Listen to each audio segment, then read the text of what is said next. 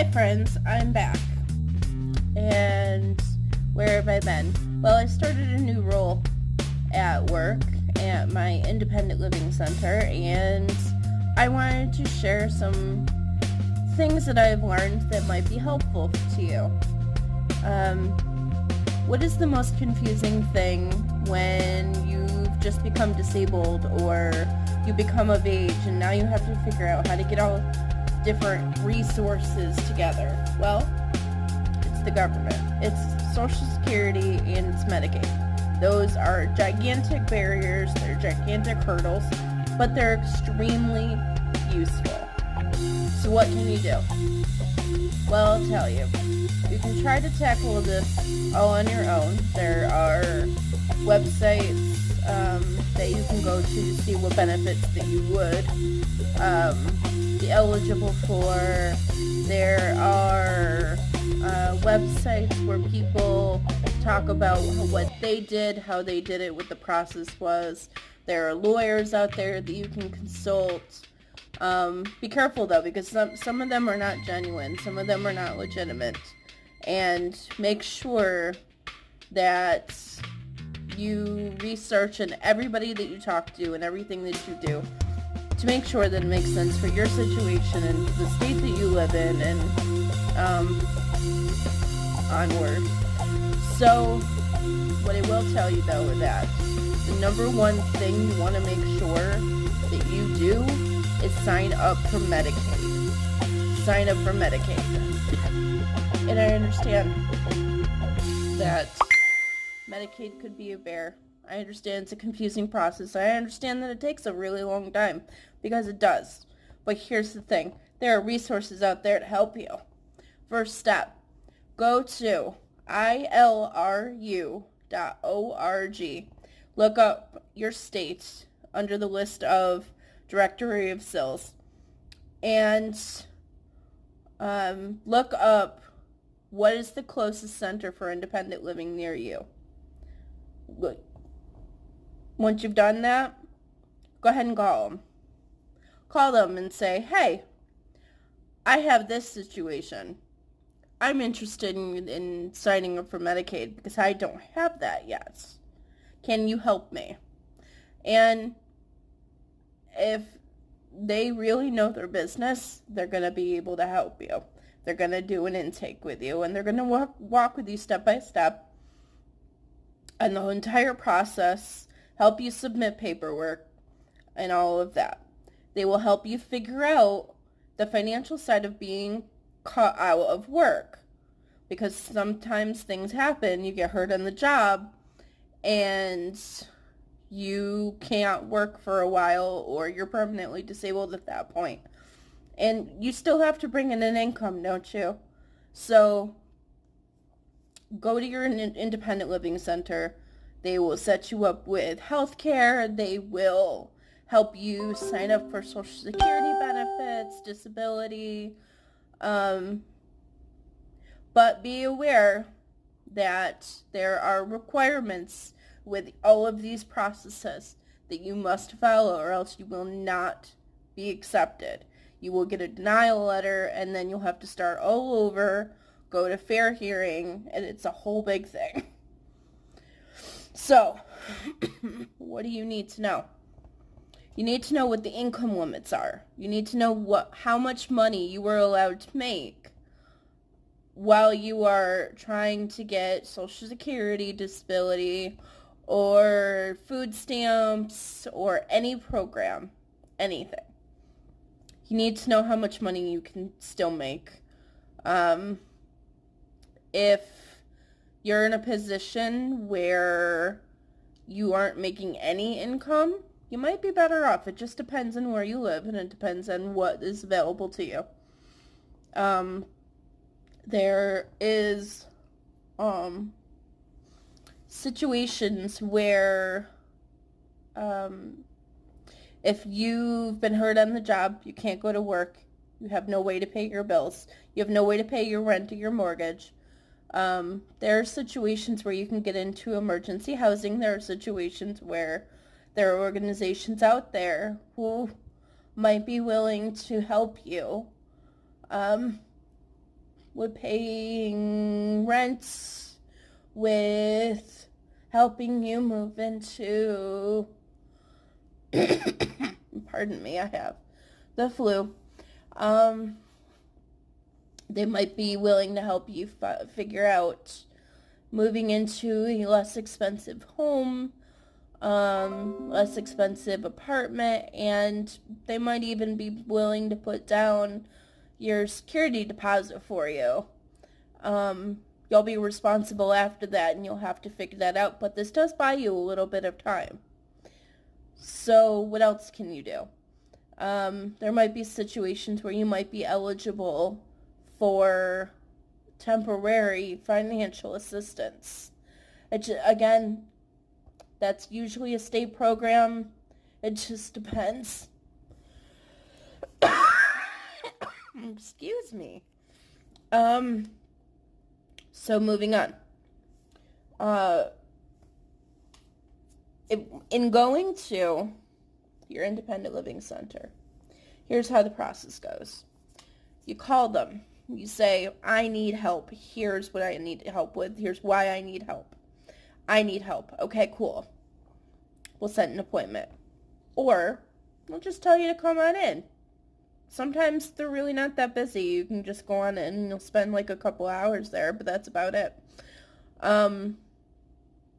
If you find that you can't get there can be arrangements made where they would meet you out in the community or in your home. Just depends.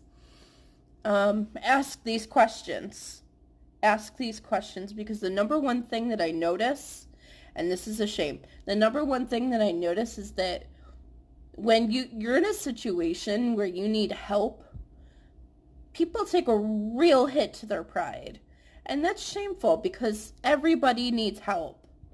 Everybody needs help sometimes. So, ask the question. The worst they can tell you is no, they don't have the resources to be able to meet you somewhere, or they won't be able to do this thing for you. The worst thing is not asking questions that you really need to have the answers to. Because you're losing out. You're losing out on valuable information. And your situation could be made easier if you had just asked. So in these situations, you really have to put your pride aside, and you just need to ask the questions. Write down a list of questions that you have before you even go into the appointment, and go on from there. Once you go to the appointment, you need to make sure that anything that you have been sent from the government or anything that you have been sent from any previous health care, any of your most recent pay stubs, anything like that, make sure you have that all in a file and bring it with you to the appointment. It's helpful. It's helpful to see kind of build where your life was before whatever happened. And that way we can figure out better what you're eligible for. And so then we can go and better assist you. When you go to these appointments, please make sure that you have some kind of set of questions because, as I mentioned before, having questions is helpful because that way you don't have to waste your time calling over and over and over again. Oh, but what about this? Oh, I learned about this. How about this? It's helpful. Spend a little extra time in your appointment. Get that information. There's so many different resources that somebody could spend time with options counseling with you. Many centers for independent living have a loan closet, and what that means is if you have an injury in your foot and you need some kind of specific equipment, they may have it, or they might have a way to access it for you at no or little cost. And that's going to be extremely valuable to you because Otherwise, you're going to have to go through this whole process of ordering equipment through getting the prescription from your doctor, ordering it from a medical supply company, and then waiting for it to come in, when you could just simply go down to your independent living center and say, hey, I really need a wheelchair, or I really need a power scooter. Do you have that available? Is that something I could borrow from you for a time until I'm able to straighten out my insurance, straighten out, this long wait to getting your own equipment? And 9 times out of 10, they're going to be like, oh, yeah, sure. Got you, bro. And then you'll be set for a while. Now, when it comes to the equipment, you have to be very specific about what you need. Don't think that you're asking for too much.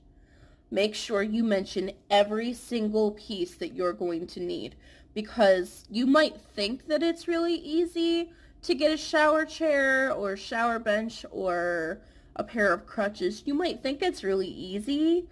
And depending on where you live, it could be, but also depending on where you live, it could be really difficult, because there could be maybe one medical supply store in the region that you live in. It could be that they don't have a supply of that item.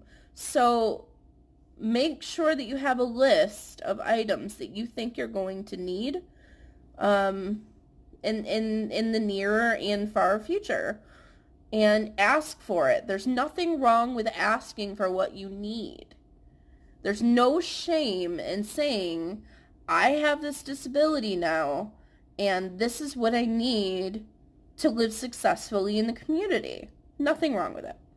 So, we've covered, asking for that appointment. We've covered asking for equipment. What I really want to get from this is, what are some of the things that you need? What are the questions that you have about venturing into the disability world? What benefits questions do you have? If I don't know right off the cuff, I'm very happy to go out and do some research and find out for you. All I need to know is where you live. If you want to send me a message with specific questions, if you want me to respond in a video so that, in case other people would have same questions, I'd be very happy to do that. Reach out. I am a wealth of knowledge. I want to share with you. I want to share my experiences, but also I want you to get something from it too. So use me. I think that's probably enough. We're up in about 13 and a half minutes, so I'm going to say I will see you all next time. Thank you so much for viewing my video, and I hope that you got something from this. And please share with your friends. Encourage them to reach out to me as well, and like and subscribe. And I will see you next time.